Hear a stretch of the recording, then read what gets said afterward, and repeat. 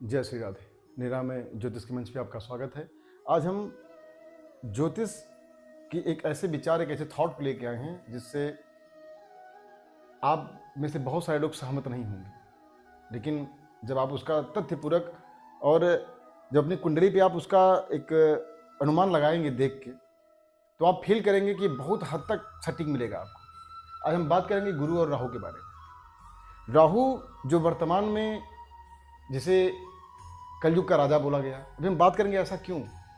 और गुरु जो सत्य का प्रतीक है, जो आपके ज्ञान का प्रतीक है, आप अधिकतर कुंडली में पाएंगे कि जब गुरु उच्च का है, गुरु स्वाराशिष्ट है, चाहे वो धनु का हो चाहे मीन का हो,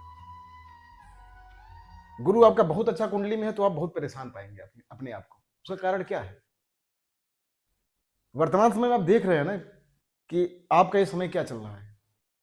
आपका पूरा जो समाज, जो सोसाइटी है, वो वैभव, ऐश्वर्य, धन ओरिएंटेड हो गया है, पराक्रम ओरिएंटेड हो गया है। पराक्रम तो पॉजिटिव सेंस में ठीक है। आज आपके धर्म का, आज आपके ज्ञान का, आज आपके सत्य की कितनी वैल्यू है, ये कहने की जरूरत नहीं है, आपके सामने है।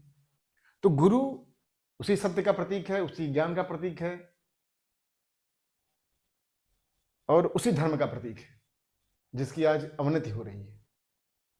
तो ज्योतिष जो होता है वो देश, काल और पात्र के अनुसार चेंज हो रहा होता है। चेंज होने का मतलब क्या है कि इसकी व्याख्या बदल रही होती है। कभी समय सूर्य का रहा, कभी समय चंद्र का आया, कभी समय गुरु का आया। आज वही समय राहु और शुक्र का है। जिनकी कुंडली में राहु बहुत ही प्रोमिनेंट पोजीशन में है, अभी मैं बात करूंगा कि राहु कहां पे प्रोमिनेंट पोजीशन में है। अभी मैं बात करूंगा कि गुरु आज नीच का होकर क्यों अच्छा दे रहा है फल, गुरु उच्च का होकर क्यों नेगेटिव फल दे रहा है। फल नेगेटिव नहीं दे रहा है, वो तो आपके अंदर पूर्णता ही ला रहा है, वो तो आपके अंदर धर्म ही ला रहा है, वो आपके अंदर इथिकल वैल्यूज ही दे रहा है, मॉरल वैल्यूज ही दे रहा है। लेकिन वर्तमान समाज को वो नहीं चाहिए। वर्तमान समाज को वैभव चाहिए, वर्तमान समाज को धन चाहिए, वर्तमान समाज को ऐश्वर्य चाहिए। यह सत्य है जिसकी कुंडली में गुरु और चंद्रमा बहुत ही बेहतरीन पोजीशन में है। आप मान के चलिए उसका हृदय बहुत पवित्र है, लेकिन उस पवित्र हृदय से क्या, जब इस सोसाइटी में, इस समाज में, उस आप एक एग्जाम्पल को समझिए कि अगर आप सच्चे हृदय के हैं, आप पवित्र हृदय के हैं, तो इस सोसाइटी में आपका यूज किया जाएगा। लोग आपको सिर्फ एक उपयोगिता की दृष्टि से देखेंगे। और यही एक संत का कार्य भी था। लेकिन आप फंस कहाँ जाते हैं, आप संत बन नहीं पाते हैं, क्योंकि समाज वैभव ओरिएंटेशन में चल रहा है, वैभव की ओर अग्रसित है। तो कहीं ना कहीं आप भी उससे प्रभावित होते हैं। जो उच्च का बृहस्पति लेके है, अच्छे चंद्रमा के साथ अपनी कुंडली में लेके जन्म लिया है, वो भी सोसाइटी के काल क्रमानुसार तो प्रभावित होगा ही। लेकिन अंदर से क्या है, अंदर से वो संत है, अंदर से उसके अंदर ज्ञान है, उसका जो हृदय है वो बहुत परम पवित्र है। वो लोगों को समझ तो पाता है कि लोग उसका यूटिलाइज कर रहे हैं, लोग उसका यूज कर रहे हैं, लेकिन फिर भी वो ठगा होने के बावजूद भी उस कष्ट को, उस पेन को अपने अंदर लेता है। तो आज मैं चर्चा करूंगा बृहस्पति और राहु पे कि राहु आज क्यों इतना कारक भूमिका में है और बृहस्पति अच्छा होने के बावजूद आपकी निगेटिव भूमिका क्यों दे रहा है आपको। जिनको एस्ट्रोलॉजी कुछ भी नहीं समझ में आती है, मैं उनको थोड़ा सा बता दूं कि मैं कुछ डिजिट्स लिखूंगा, वो डिजिट्स ना हो कि आपके लिए राशियां हैं, आपको बस कुछ डिजिट्स को ध्यान रखना है। जैसे जब मैं बात गुरु की करूंगा तो गुरु के लिए मैं कुछ राशियां लिख रहा हूं। जैसे ये 4 नंबर लिख रहा हूं, तो 4 नंबर आपका कर्क है। फिर एक नंबर में लिख रहा हूं 9, ये जो 9 नंबर है ये धनु है। फिर एक नंबर में लिख रहा हूं 12, 12, ये आपका मीन है। तो ये गुरु का उच्च राशि है, ये उसका मूल त्रिकोण राशि है, ये उसके स्वगृही की राशि है। मतलब ये दोनों गुरु का स्वगृही राशि, ये उसका खुद का घर है। बात करेंगे राहु का। राहु के लिए मैं कुछ राशियों को लिखूंगा, आपको ये नोट डाउन करना है या याद रख लेना है।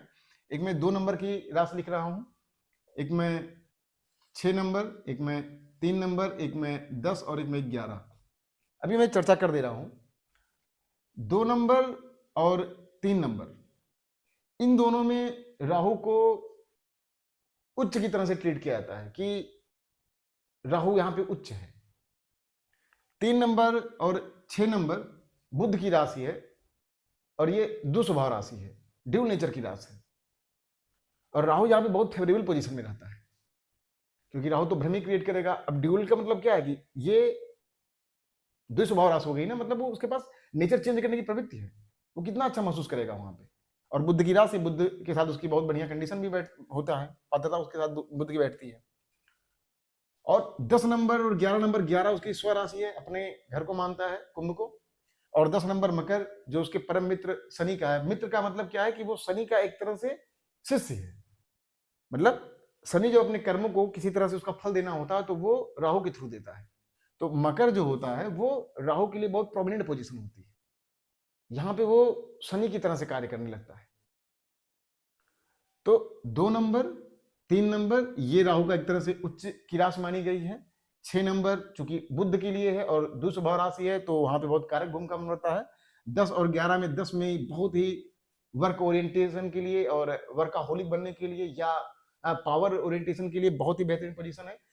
कुंभ जो है राहु के लिए स्वगृही है, राहु उसको अपना घर मानता है कुंभ को।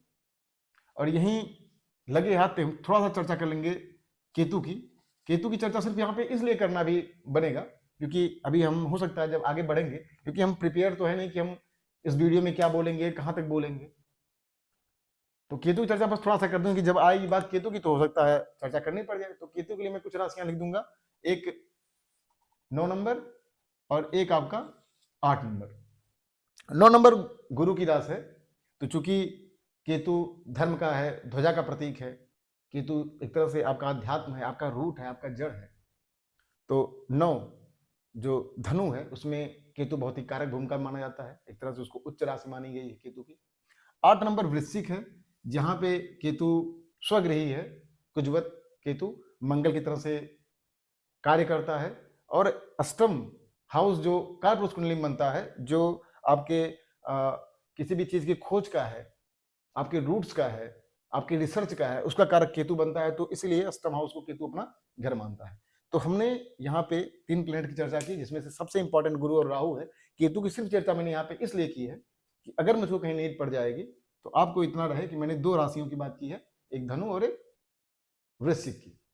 अब बात आगे बढ़ाएंगे कि ऐसे कौन से लोग हैं जो गुरु उच्च का होने के बावजूद भी परेशान हैं या अपनी लाइफ में झेल रहे हैं, और राहु का बहुत ही अच्छा उनके लिए कर रहा है। तो जैसे कि मैंने बात किया कि वर्तमान समय क्या चल रहा है, आपके सत्य का नहीं है। आप किसी भी तरह से अपने लक्ष्य को प्राप्त करिए। साध्य को प्राप्त करना है, साधन का कैसा हो रहा है इस पे आप तर्क नहीं हो रहा है कि आपका साधन कैसा रहा है। आपका जो साध्य है, जो आपका लक्ष्य है, उसको प्राप्त करिए, ये न किन्हीं प्रकार। और राहु यही करवाता है। पहले का समय क्या था कि साध्य से इंपॉर्टेंट आपका साधन हो जाता था, जो आपके इथिक्स में, जो आपके वैल्यूज में, जो आपकी मॉरलिटीज में आता है।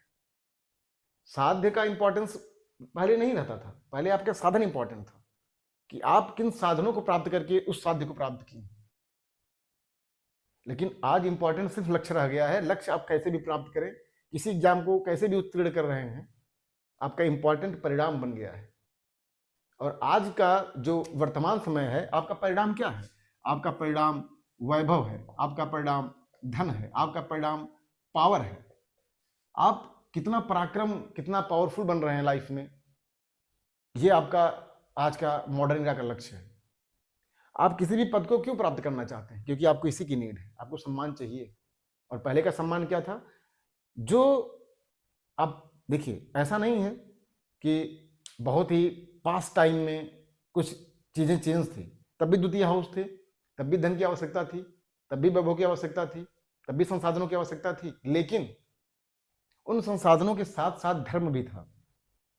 आज धर्म का चीज क्या है? सिर्फ दिखावा, क्योंकि राहु का टाइम है। अगर आप धार्मिक हैं भी तो आप कहीं ना कहीं शो ऑफ करना ही करना है, लोग शो ऑफ कर ही रहे हैं। जब तक राहु इंक्लूड नहीं हो रहा है तब तक आप धार्मिक माने नहीं जा रहे। आपके अंदर कितना भी अध्यात्म हो, कितना भी, वो आपके लिए है। और जिनके अंदर रियल अध्यात्म है, जो रियल डिटैच हो रहे हो, जो रियल संत हो, वही मुक्त हैं। बाकी जितने भी लोग हैं वो कहीं ना कहीं उस लक्ष्य को प्राप्त करने की कोशिश तो कर रहे हैं, लेकिन उस आनंद को नहीं प्राप्त कर सकते हैं। मैं बात करूंगा अभी आनंद की, तो बात होगी 5th हाउस की। जब मैं बात करूंगा सिर्फ और सिर्फ खुशी की, तो बात होगी 4th हाउस की। 4th और 5th में यही डिफरेंस है। 4th हाउस आपके आराम को बताता है, सुख को बताता है, लेकिन 5th हाउस आपके रियल आनंद को बताता है कि रियल आनंद आपको कहां से मिल रहा है। फिलहाल हम बात करते हैं गुरु की। हम किसी भी लग्न कुंडली को ले ले, जैसे हम यहाँ पे काल पुरुष की कुंडली ही बना लेते हैं। काल पुरुष कुंडली में गुरु 9th और 12th का एक स्वामी बन जाता है। और 9th हाउस क्या है?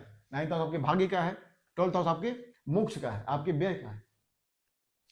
और 4th हाउस में गुरु उच्च का बनता है। तो हम गुरु को कहीं भी लें, गुरु को इन 3 पोजीशन में हम कहीं भी लें, आपको याद रखना है अपने बर्थ चार्ट में देखते समय गुरु की पोजीशन, क्या गुरु 4, 9, 12 ऐसी राशियों में बैठा है क्या? पोजीशन यहाँ पे 1 नंबर है, तो ये मेष लग्न की कुंडली बन रही है। आपका लग्न कोई भी हो सकता है, बस आपको ये देखना है कि क्या बृहस्पति की पोजीशन 4, 9, 12 मतलब कर्क, धनु, मीन में बन रही है क्या? पहली कंडीशन। दूसरी कंडीशन, क्या बृहस्पति शुद्ध है? शुद्ध का मतलब क्या? किसी पापक ग्रह के साथ तो नहीं है, किसी पापक ग्रह की दृष्टि तो नहीं बन रही है।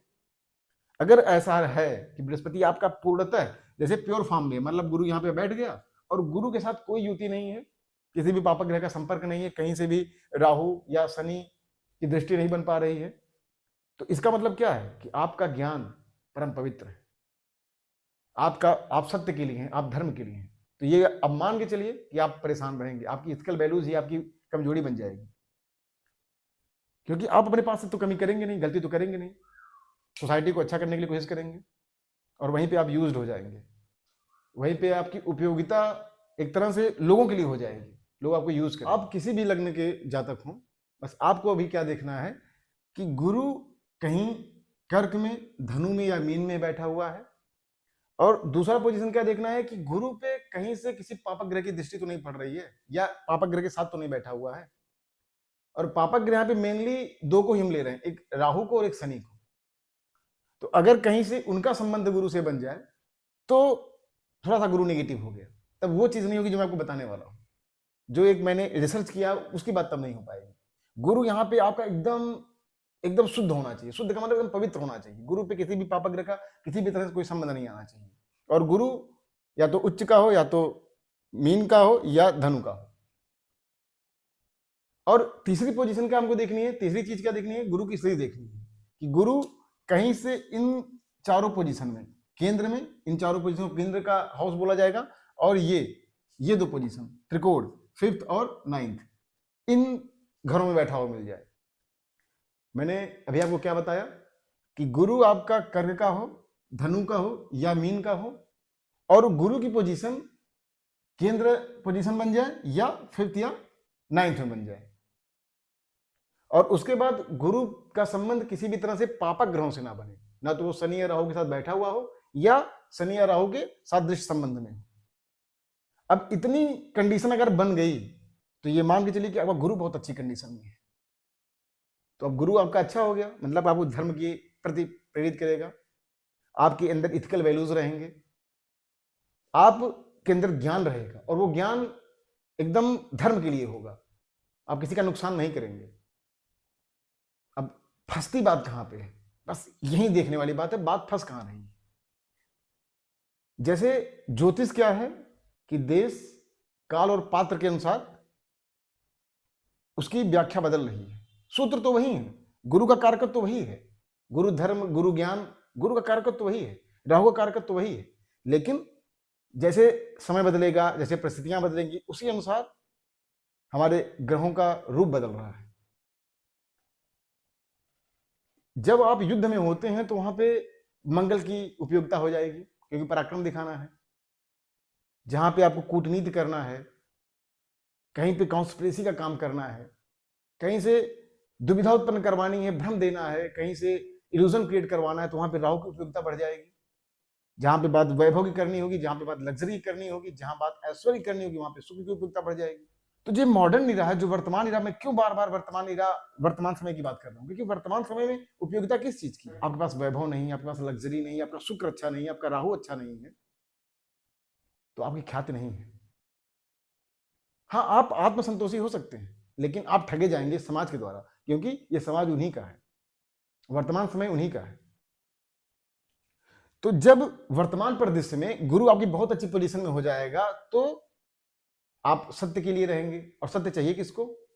किसी को नहीं चाहिए। आपका साथ सबको चाहिए, लेकिन आपके साथ कोई नहीं होगा। मैं अभी आपको समझाऊंगा कि ऐसे लोगों को क्या करना चाहिए। जब ये ठगे जाएं, जब ये परेशान हो जाएं, तो इनको करना क्या चाहिए? इनको छोड़ देना है, इनको मुक्त कर देना है, खुद को मुक्त कर देना है लोगों से। जब ये व्यक्ति ऐसा करने लगता है, तो ऐसे व्यक्ति का सीधे प्रभु भगवान विष्णु सपोर्ट करते हैं, सहायता करते हैं। भगवान सबके लिए हैं, लेकिन जो सत्य के लिए, जो धर्म के लिए है, उसके साथ सीधे सीधे ईश्वर खड़े हैं। लेकिन आप कर नहीं पाते हैं। समस्या बस यहीं फंस जाती है, आप कर नहीं पाते हैं। आप उस देश काल और पात्र के अनुसार अपने आप को ढालने की कोशिश करते हैं। आप भी वैभव के पीछे भागने लगते हैं, आप भी ऐश्वर्य के पीछे भागने लगते हैं, आप भी धन की तरफ बढ़ने लगते हैं। आपको नहीं बढ़ना है। जिनका गुरु बहुत अच्छी कंडीशन में है, उनको नहीं बढ़ना है, उनको शांत हो जाना है। आप देखेंगे फिर आपके पास वैभव, धन, ये सब चीजें खुद स्वतः आएंगी। लेकिन अगर आप उनके पीछे आप भागेंगे, तो आप ठगे जाएंगे, क्योंकि आपका वो कर्म नहीं था जो आप कर्म करने जा रहे हैं। वो तो कर्म उनका, जिनका राहु बहुत अच्छा है, शुक्र, उनको प्रयास करना। आपको प्रयास करने की जरूरत नहीं है। चीजें आपको मिलेंगी, स्वतः मिलेंगी। जब आपके साथ कोई चीट कर रहा हो, तो आपको चीट नहीं करना है, आपको उसके बारे में बुरा नहीं सोचना है, क्योंकि आपका युद्ध तो परमात्मा लड़ रहे हैं, आपका युद्ध तो ईश्वर लड़ रहा होता है। लेकिन जब आप खुद लड़ते हैं कि नहीं, कोई मेरे साथ गलत किया, मैं भी उसके साथ गलत करूंगा, या आपके अंदर भी द्वेष भावना आ रही, ईर्षा आ रही है, वहीं पे आप अपनी अवनति का द्वार खोल रहे होते हैं। क्योंकि तब आपको अपने धर्म में विश्वास नहीं रहता है, आपको अपने अध्यात्म में विश्वास नहीं रहता है। तो जिनका गुरु अच्छा है, समझिए इनको कोई एक्स्ट्रा वर्क करना ही नहीं है, उनको बस अपने हृदय को स्वच्छ रखना है। आप पाएंगे जिनकी कुंडली में ये कंडीशन बन रही है, वो पाएंगे कि पूर्णतः वो ठगे गए समाज के द्वारा। लोगों ने उनको मूर्ख बनाया, उनको यूज किया। लेकिन जिस दिन, जिस समय, जिस क्षण उन्होंने सब कुछ ईश्वर पे छोड़ दिया, सब कुछ उनके पास आने लगा स्वतः। स्वतः का मतलब क्या है? कर्म तो करना पड़ेगा, लेकिन कर्म कैसे करेंगे आप? कुछ ऐसी दशाएं बनेंगी, कुछ ऐसी कंडीशंस बनेंगी कि चीजें आपको अपने आप मिलने लगेंगी, आपकी ग्लोरी होगी। और आपको धर्म के लिए ही कार्य करना है, तो आपका कहीं ना कहीं फील्ड धर्म की होनी चाहिए। फिर आप धर्म के लिए जीने लगते हैं, आपकी ख्याति हो जाती है, फिर चीजें स्वतः मिलने लगती हैं। तो ये बात मैंने गुरु की। और यही सेम कंडीशन कहीं ना कहीं चंद्रमा आपका मन है, हृदय है, 4th हाउस, मां का स्थान है चंद्रमा। आपकी जो रियल करुणा है, जो रियल एक फीलिंग दया की आती है, वो चंद्रमा से ही आती है। और जब कुंडली में चंद्रमा की पोजीशन अच्छी हो जाए, चंद्रमा पूर्णिमा का हो जाए, चंद्रमा का संबंध गुरु से बन जाए, चंद्रमा गुरु से केंद्र में आ जाए, तो ऐसा व्यक्ति क्या हो जाता है? करुणा में हो जाता है। इसके अंदर एक, चाहे वो व्यक्ति कैसा भी हो, लेकिन उसके अंदर आचरण कैसे हो जाते हैं? मातृत्व क्षमता वाली आ जाते हैं। उसके अंदर एक दया वाली भावना आ जाती है, एक वात्सल्य वाला प्रेम आ जाता है। वो किसी के भी दर्द को देख के द्रवित हो जाता है। ये स्थिति चंद्रमा की होती है, और ऐसे लोग भी ठगे जाते हैं। तो वर्तमान समय किसका है? चंद्रमा पीड़ित होने वाले लोगों का है। वर्तमान समय किसका है? राहु सशक्त होने वाले लोगों का है। मैं यही बात कर लूं राहु की। राहु की जब मैंने पोजीशन पे बात किया, 2 नंबर की राशि, 3 नंबर की राशि, 6 नंबर की राशि, 10 और 11, राहु गुरु के घर में जाके अपना कार्य वो नहीं कर पाता जिसको करना चाहिए, क्योंकि वो गुरु की राशि में है, धनु और मीन। तो राहु छटपटाता है, परेशान होता है, क्योंकि वहां पे वो चीज नहीं कर पाता है, वो इल्यूजन नहीं क्रिएट करवा पाता जिसको चाहिए। इसीलिए आप पाएंगे जिनका राहु 9 नंबर की राशि में है, कहीं भी 9 नंबर आपकी कुंडली में आ रहा है, वहां अगर राहु बैठा हुआ मिल जाए, राहु कहीं 12 नंबर की राशि में मिल जाए, धनु की राशि में मिल जाए, तो आप पाएंगे कि ऐसे लोग क्या है? ऑसिलेट कर रहे हैं, द्वंद्व की स्थिति में। डिजायर तो है उनके अंदर प्राप्त करने की, लेकिन वो समझ नहीं पा रहे कि उनको धर्म चाहिए या लग्जरी चाहिए या वैभव चाहिए। कारक राहु किसका है? राहु तो ताकत का है ना, उसको तो बल चाहिए ना, उसको तो पावर चाहिए ना। लेकिन वो बैठ गया किसके घर में? गुरु के घर में बैठ गया। तो वहां पे वो अपना रूप दिखा नहीं पाता, अपनी ताकत दिखा नहीं पाता, इसलिए वो क्या करता, ऐसे लोग ऑसिलेट करते हैं, समझ नहीं पाते हैं। इसीलिए राहु 12th हाउस में अकारक भूमिका में आ जाता है तो वो मोक्ष का, मुक्ति का, और राहु मुक्ति देने आया नहीं है। राहु तो आपको बांधने के लिए है, फंसाने के लिए। मुक्ति तो केतु देने वाला है। तो इसीलिए हम पाएंगे कि राहु जब भी धनु या मीन में है, गुरु की राशि में है, और कहीं से भी उसका संबंध गुरु से बन रहा है, तो वो कार्य नहीं कर पा रहा है जो करना चाह रहा है। हम ऐसा नहीं कि हम धन को उपयोगी नहीं मान रहे हैं। धन तो, जब हम धन की बात करेंगे तो द्वितीय हाउस इंपॉर्टेंट हो जाता है, और द्वितीय हाउस किसी भी चीज का, किसी भी लाइफ पैटर्न में आपके संसाधन को बताता है, आपके एग्जिस्टेंस को बताता है। बिना सेकंड हाउस के, बिना आपके धन के, बिना आपके भोजन के क्या संभव? आप सस्टेन कैसे कर रहे हैं, उसके द्वितीय हाउस ही है। तो धन, शुक्र की उपयोगिता तो हमेशा रहेगी जीवन में आपके। ऐसा नहीं कि वर्तमान टाइम में शुक्र उपयोगी है, शुक्र तो हमेशा से उपयोगी रहा है।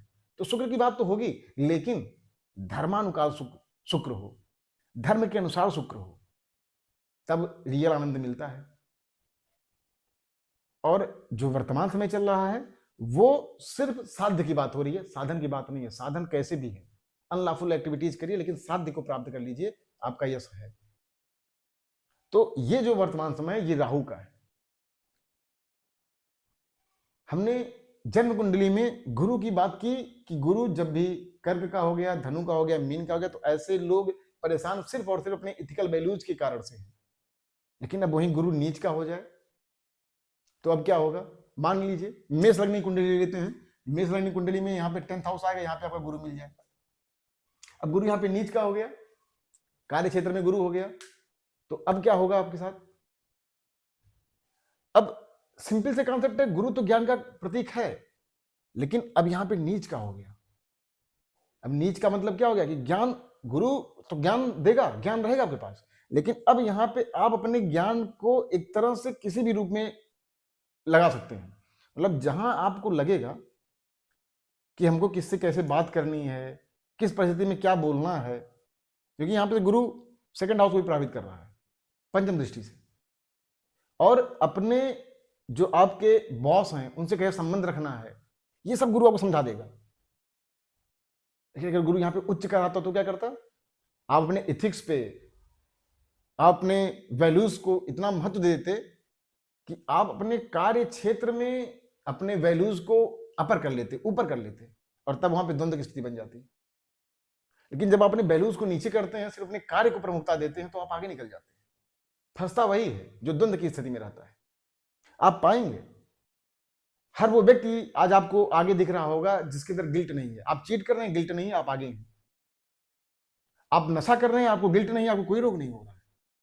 रोग उसी को हो रहा है जो अभाज्य पदार्थ को सेवन तो कर रहा है, लेकिन उसको गिल्ट हो जा रहा है कभी, अरे मैंने तो मांस का भक्षण कर लिया, मैंने तो शराब का सेवन कर लिया, अब उसको गिल्ट हो रहा है। अब गिल्ट होने का मतलब क्या है कि आपकी आत्मा, आपका जो हृदय है वो परेशान है। एक लिमिट तक अगर वो गिल्ट हो जाए और उस गिल्ट होने के बाद आप उस पर कार्य करने लगे तो अच्छा है, लेकिन अगर वो गिल्ट आपको मारने लगे तो आप क्या है, अंदर अंदर आप घुट रहे हैं।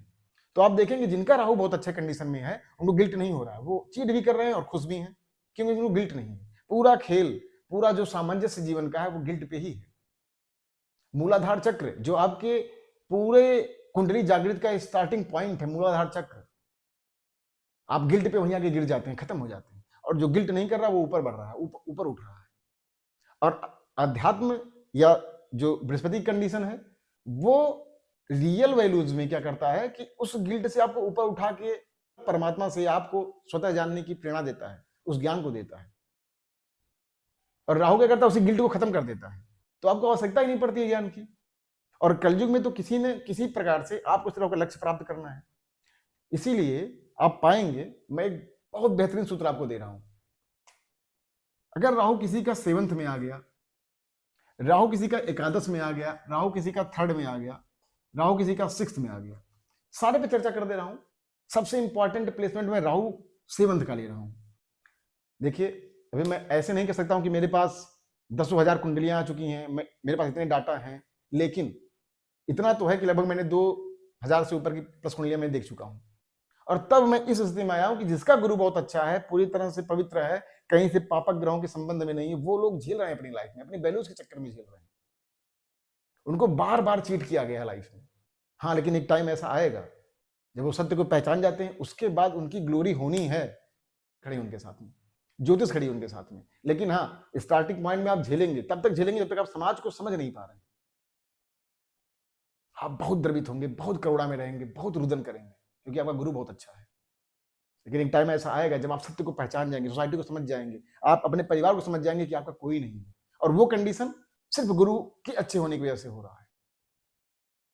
एक कहावत है ना कि जिस वृक्ष पे ज्यादा फलदार वृक्ष होता है, जिसपे फल बहुत अच्छे लगे होते हैं, सबसे ज्यादा पत्थर वहीं पे लगते हैं, सबसे ज्यादा चोट उसी को पहुंचाई जाती है। तो यही सेम कंडीशन गुरु उच्च होने का, गुरु धनु में होने का, गुरु मीन का होने का है, क्योंकि वो ऐसा वृक्ष है जिसमें फल लगे हुए हैं और लोग उसी फल को प्राप्त करने की कोशिश कर रहे हैं।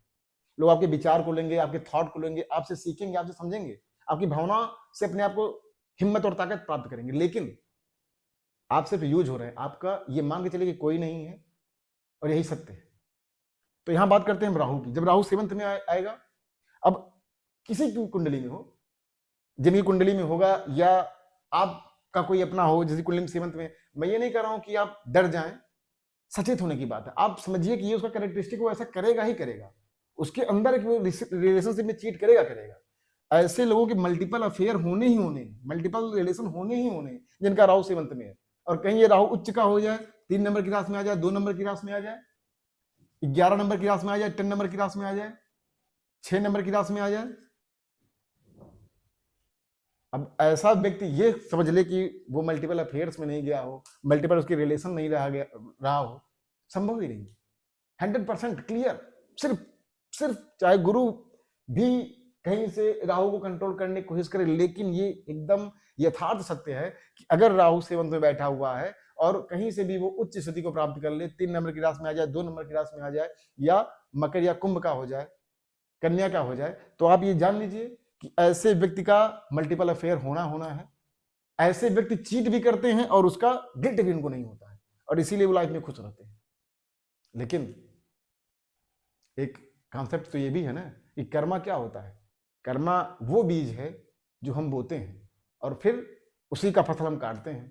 तो जब आप चीट कर रहे होते हैं, आपका एक समय है, लेकिन एक बार समय घूमेगा, आपके कर्म के द्वारा जो फल लगाए गए हैं, जो फसल लगाई गई, वो काटी जाएंगे, और उस फसल में क्या आएगा? जो आज आप गिल्ट से मुक्त होकर अब आपको लग रहा है कि आपको वो चीजें मिल रही हैं, एक टाइम बाद कुछ ऐसी अवस्थाएं बनेगी कि वही आपको बहुत ही पेन देने वाला है। और उस समय वो कंडीशन आपकी आएगी, क्योंकि राहु प्यास तो दे रहा है और वो अधूरी, हमेशा आप तड़पेंगे, और वो तड़प बड़ी खतरनाक पोजीशन लेके आता है आपके जीवन में। आप उस असहनीय पीड़ा को प्राप्त करते हैं, क्योंकि जब किसी व्यक्ति को आपने चीट किया है, किसी व्यक्ति को आपने धोखा दिया है, तो व्यक्ति रुदन किया है, और उस रुदन का वो हकदार नहीं था। हालांकि आप जब एस्ट्रोलॉजी में जाएंगे तो आपको प्राप्त होगा कि हर कोई किसी न किसी अपने कर्म का ही भोग कर रहा है। तो ऐसा नहीं है, लेकिन आपने तो किसी को प्लान वे में किया है। एक होता है अनप्लान वे में, एक होता है प्लान वे में। तो आपने प्लान वे में किसी को परेशान किया है। राहु जब कोई कर्म करता है तो प्लान वे में करता है, उसका टारगेट एकदम कंप्लीट रहता है कि हमको ये करना है, और उसके लिए वो प्लानिंग के साथ करता है, और सामने वाला भाव भी नहीं पाता कि ये प्लानिंग हो रही है उसके साथ। तो राहु सेवंत का सबसे बेहतरीन पोजीशन उन लोगों के लिए है जिनको एकदम गिल्ट नहीं फील हो रहा है, और वो बाद में एक टाइम बाद उनकी मैरिज लाइफ लगता है बहुत अच्छी चल रही है। लेकिन यही राहु जब दशाएं चेंज होंगी, कहीं से जब गुरु क्या ऑपरेट होगा, तो गुरु तो क्या करता है, सत्य को लेके आएगा, चीजों को उजागर करेगा। तब इस व्यक्ति की वो हालत होगी कि वही होता है ना कि एक बार हाइट पे और सीधे गिर रहे हैं तो कहीं कोई आधार नहीं। तो वही स्थिति होती है सेवंथ में बैठे राहु वालों, और इसी कारण इन लोगों का डाइवर्स होता है, क्योंकि पास्ट कहीं ना कहीं घूम के एक बार इनके सामने आएगा जरूर। तो अब इन लोगों को क्या करना चाहिए?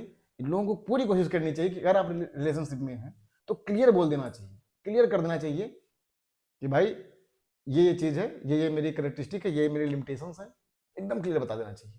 क्योंकि आपका राहु ये करवाएगा, आपको सामने वाले को पेन नहीं देना, पीड़ा नहीं देना। एक बार आप किसी से रिलेशनशिप में ऐसे प्रेम में उमड़ जाएं और बाद में सिर्फ आप उसको यूज कर रहे हो, तो आपने किसी ने किसी को पेन दिया तो वो पेन रिटर्निंग आपके पास आने वाला है। यही सेम कंडीशन राहु 3rd का, राहु 6th का है, राहु 11th का है। अब राहु 3rd, राहु 6th और राहु 11th वाले क्या करते हैं? मैंने राशियों की बात की, राशियां वही संदर्भ में आप रखिए। तो ऐसे व्यक्ति क्या करेंगे राहु के साथ? अब यहां पे है कि आप कोई भी पराक्रम करने के लिए तैयार हैं, आपके सामने बस रिजल्ट दिखना चाहिए, परिणाम दिखना चाहिए। आपको किसी भी कीमत पर परिणाम चाहिए, आपको पराक्रम दिखाने, क्योंकि 3rd हाउस पराक्रम का, करेज का, हिम्मत का, साहस का है। इनको टारगेट दे दिया जाए, कोई टारगेट दे दिया जाए, 3rd हाउस में बैठा हुआ राहु है, रात दिन नहीं देखेंगे, इनके अंदर कोई डर नहीं है, वो किसी भी संभावना को क्रॉस करने की क्षमता रखते हैं, लेकिन बस राशि वही होनी चाहिए। तो राहु 3rd का इसलिए बहुत अच्छा है, इनको सिर्फ और सिर्फ साध्य दिख रहा है, साधन कुछ भी हो, करेज कितना भी दिखाने तैयार है। 3rd हाउस हमारे कंधे का भी है, तो इनको अंदर क्षमता होती है, ताकत होती है। 6th हाउस हमारे जो कंपटीशन का है, एक तरह से लड़ाई का भाव है, शत्रु का है। अब सोचिए राहु यहां पे क्या करेगा? वही है कि किसी भी रूप में उसको युद्ध जीतना है। अब उसके लिए उसको कोई सूत्र नहीं लगाना है, कोई इथिकल वैल्यूज नहीं लगाने हैं, कोई मॉरलिटी नहीं रखना, वो किसी तरह से शत्रु पे विजय उसको प्राप्त करनी है। वो सॉफ्ट भी बन सकता है, वो क्रुद्ध भी हो सकता है, वो युद्ध लड़ भी सकता है, युद्ध से पीछे भी हट सकता है, लेकिन उसको जीत चाहिए। कभी कभी आपको युद्ध से पीछे भी हटना पड़ता है, कुछ नीतियां ऐसी होती हैं जहां पे आपको पीछे होना होता है। तो राहु को पता है यहाँ पे कब उसको पीछे होना है, कब उसको युद्ध लड़ना है, कब किससे मीठी बात करनी है, कब किससे उसे कटु बात करनी है, क्योंकि यहां से भी राहु का संबंध 2nd हाउस से हो जाता है। ऐसे ही सेम कंडीशन राहु का 11th का और राहु का 10th का है। अब राहु 11th में क्यों? पहले हम 11th की बात करेंगे, फिर 10th की बात करेंगे। राहु 11th में क्या करवाता है? 11th आपका डिजायर का है, आपकी इच्छाओं का है। आप कोई भी कर्म जब करते हैं तो उसके पीछे कहीं ना कहीं आपका डिजायर होता है, कहीं ना कहीं आपकी इच्छाएं होती हैं। और जब आपकी इच्छाएं अनियंत्रित हो जाए और उसके लिए आप एकदम पैशनेट हो जाए, जैसे होता नहीं है कभी कभी लगता है कि हमको वो एकदम ऑक्सीजन ऐसी फीलिंग आ रही है कि अगर वो ना हो तो मुझे ना, मतलब चाहे वो कोई एम हो जाए या कोई रिलेशनशिप हो जाए। अक्सर आप पाएंगे कि जो लव अफेयर्स में रहते हैं उनका मैक्सिमम कंडीशन में राहु 11th या राहु 7th में पाया जाएगा, 7th या 11th। 7th भी वही प्यास दे रहा है कि किसी भी तरह से मुझको तलब, मुझको चाहिए, एक एडिक्शन है राहु। और वही 11th में राहु है, राहु 11th में क्या करवा रहा है? वो एडिक्शन दे रहा है किसी चीज को पाने के लिए। अब वो आपका अगर प्रेम हो गया तो प्रेम के लिए आप पागल हो जाएंगे, आपको कुछ भी करने के लिए। ऐसे लोग किसी भी हद तक जा सकते हैं, जो प्रेम में मर्डर कर जाते हैं, जो प्रेम में किसी भी हद तक, मतलब कोई भी कृत्य करने के लिए तैयार, हम वो राहु 11th का करवा देता है। अब वो कभी प्रेम हो गया तो प्रेम में हो गया, कभी पावर ओरिएंटेशन में आ गया, दिमाग में पावर चली गई। सूर्य आपका बहुत अच्छा है, दिमाग में पावर चल रहा है, राहु उसके लिए कार्य करवाएगा। आप किसी भी तरह से उस पावर, उस प्रतिष्ठा को प्राप्त करने की राहु एक्टिव हो जाएगा, तो वहां पे राहु कारक हो जाएगा। अब वो देखना है कि राहु किस ग्रह से लिंक कर रहा है, जिस ग्रह से लिंक करेगा उस चीज के लिए आपकी डिजायर हो जाएगी। जब हम बात करेंगे आने वाले वीडियोस में तो बताएंगे कि राहु कब किस ग्रह से लिंक हो रहा है, तो किसके लिए आपको डिजायर दे रहा है। तो इसलिए राहु 11th में बहुत कारक हो गया। अब राहु की सबसे प्रोमिनेंट पोजीशन बात करते हैं, जो सबसे बेहतरीन पोजीशन है राहु की 10th हाउस की है। हर जगह इसकी ग्लोरीफाई किया जा रहा है राहु 10th की, लेकिन कॉन्सेप्ट क्या है राहु 10th का? 10th हाउस आपका क्या है? आपके पद का है, प्रतिष्ठा का, आपके सम्मान का है। अब जब आपके सम्मान की आपकी चाहत बन जाए, आपकी डिजायर हो जाए, तो सोचिए राहु उसके लिए क्या करेगा।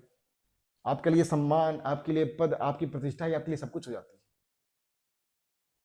जिसको आज यश बोल सकते हैं, जिसका कारण तो हालांकि सूर्य है, और सूर्य और मंगल को यहाँ पे दिग्बल प्राप्त है, और ऐसे तो शनि का ये हाउस बोला जाता है। तो पूरी तरह से राहु के लिए सबसे बेहतरीन पोजीशन बन जाती है। और यहां राहु पद, सम्मान, प्रतिष्ठा के लिए कुछ भी कर सकता है। और अगर यहाँ पे ईगो की बात आ जाए, राहु कहीं से भी ईगो हर्ट हो जाए, ईगो तो हर्ट होगा तभी वो काम करेगा, तो राहु कुछ भी कर सकता है। तब यहां भी वो सिर्फ रास्ते को नहीं देखेगा, उस लक्ष्य को देखेगा कि उस परिणाम को उसे कैसे प्राप्त करना है। फिर वही कंडीशन हो जाएगी कि उसको न रात दिखेगी न दिन दिखेगा, बस उसको वो चीज प्राप्त करने के लिए वो किसी भी हद तक जा सकता है। और यहाँ पे क्लियर है, यहाँ पे क्लियर नहीं था कि डिजायर क्या होगी, लेकिन यहाँ पे क्लियर है, उसको पद ही चाहिए, सम्मान ही चाहिए, प्रतिष्ठा ही चाहिए, एकदम क्लियर है, नोटिफाई है। यहाँ पे एकदम क्लियर है, रिलेशनशिप ही चाहिए। यहाँ पे क्लियर है, शत्रु पे जीत करनी है। यहाँ पे क्लियर है कि कोई भी एम मिल जाए उसको बस पूरा करना है, लेकिन ये कंडीशन क्लियर नहीं है। यहाँ पे डिजायर कोई भी हो जाएगी, उसको प्राप्त करने के लिए मेहनत करेगा, कर्म करेगा। लेकिन 10th हाउस में एकदम क्लियर है, पद, सम्मान, प्रतिष्ठा, इसको बॉस बनना, ये किसी के नीचे नहीं रह सकता है।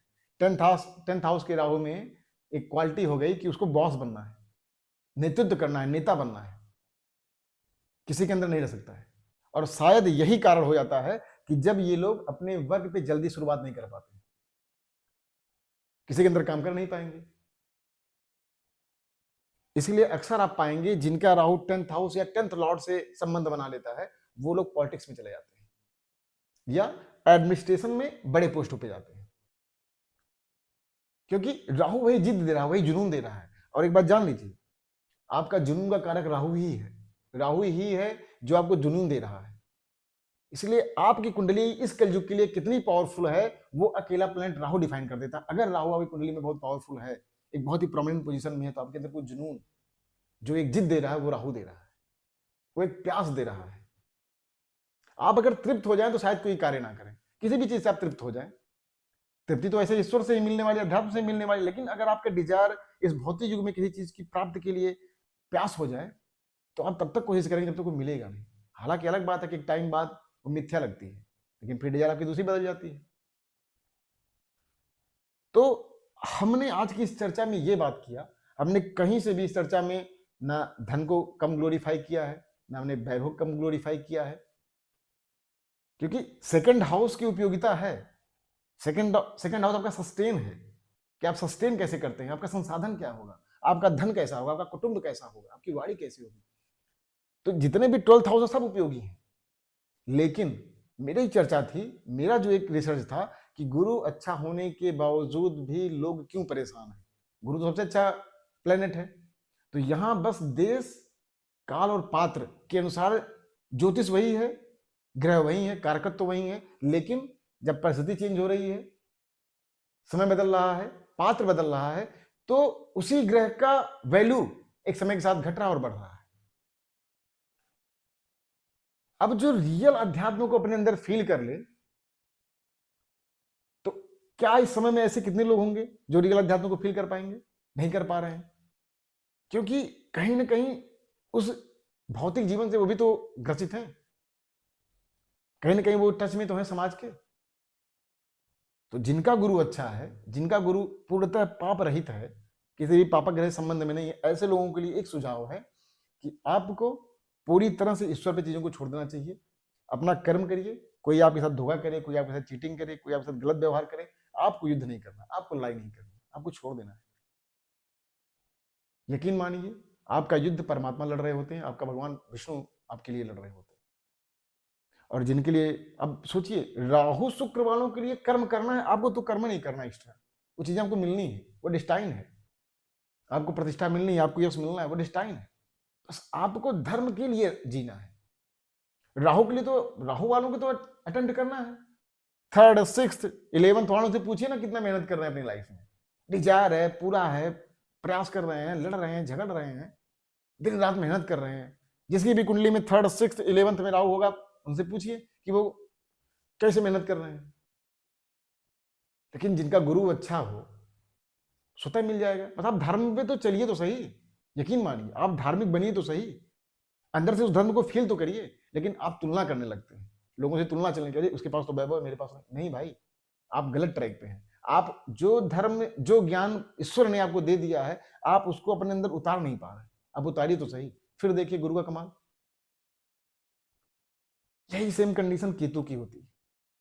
केतु आपकी ध्वजा है, केतु आपकी हाइट है, केतु पहाड़ की ऊंचाई है, केतु मोक्षा का कारक है, केतु आपका जड़ है, केतु आपके पूरे जीवन चक्र के जो पैतृक संबंध उसको बताता है। एक तरह से जो डीएनए है वो आपका केतु है। केतु रियल अध्यात्म का कारक है। तो जिनका केतु भी कुंडली बहुत प्रोमिनेंट है, उनको भी एक तरह से चीजों को छोड़ना ही चाहिए, लड़ना नहीं चाहिए। अगर आप लड़ेंगे तो आप समझ लीजिए आप अपनी अवनति का रास्ता खोल रहे हैं। आपके साथ कोई भी गलत कर रहा हो, जिनका बृहस्पति अच्छा हो, जिनका कुंडली में केतु अच्छा हो। मैंने बता दिया केतु कब अच्छा होगा, उसकी राशियां देख लीजिए। अगर वो वृश्चिक में है, धनु में है, आपका केतु बहुत अच्छा है। और राहु कब अच्छा नहीं कर पा रहा है, जब वो गुरु की राशि में बैठ गया है, तब वो अपना कर्म कर नहीं पा रहा, वो बात दिया गया है। अब वो व्यक्ति आइसोलेट हो रहा है, वो द्वंद्व की स्थिति में है। धर्म करें, ये अच्छा है, ये बुरा है, कहीं ये इथिकल वैल्यूज मेरे खराब तो नहीं हो पा रहे हैं, वो समझ ही नहीं पा रहा है, इसलिए वो द्वंद्व की स्थिति में।